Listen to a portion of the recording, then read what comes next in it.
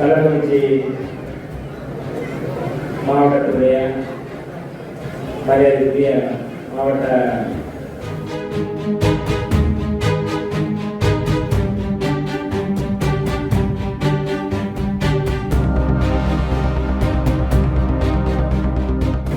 சங்கராபுரம் சட்டமன்ற உறுப்பினர் மரியாதைக்குரிய திரு ராகேஷ் அவர்களே,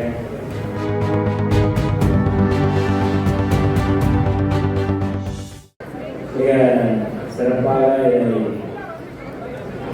ஒழுங்குபடுத்தியிருக்கின்ற ஏற்பாடு செய்திருக்கின்ற மரியாதைக்குரிய கள்ளக்குறிச்சி மாவட்ட செயலாளர், மாவட்ட தலைவர், மாவட்ட ஆட்சித்தலைவர் திருமதி ஜெய் பத்மஜா அவர்களே, இந்த நிகழ்வை வரவேற்புரையாற்றி அமர்ந்திருக்கின்ற மாவட்ட வருவாய் அலுவலர் திருமதி ஜீவா அவர்களே,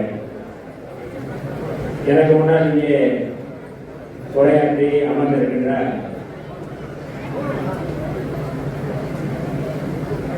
கள்ளக்குறிச்சி மாவட்டத்துடைய மரியாதைக்குரிய மாவட்ட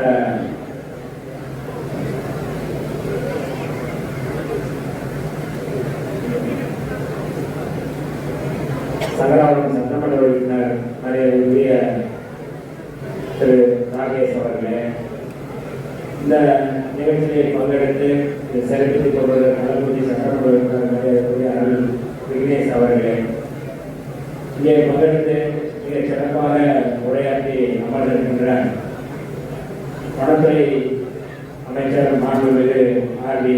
ரஞ்சித்குமார் அவர்களே, இந்த நிகழ்வில் பங்கெடுத்திருக்கின்ற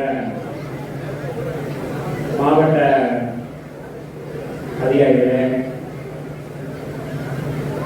இதை சிறப்பித்துக் கொண்டிருக்கின்ற பொதுமக்களே, இந்த நிகழ்வில் எல்லோரும் ஒருங்கிணைந்து இப்படியான ஒரு கோடை விழா, இந்த கோடை விழாவில் நாம் பங்கேற்க வேண்டும் என்று பெருந்திரளாக வந்திருக்கின்ற தொகுதி மாவட்ட மக்களை உங்கள் அத்தனை பேருக்கும் இந்த நேரத்தினுடைய வணக்கத்தை தெரிவித்துக் கொள்கிறேன்.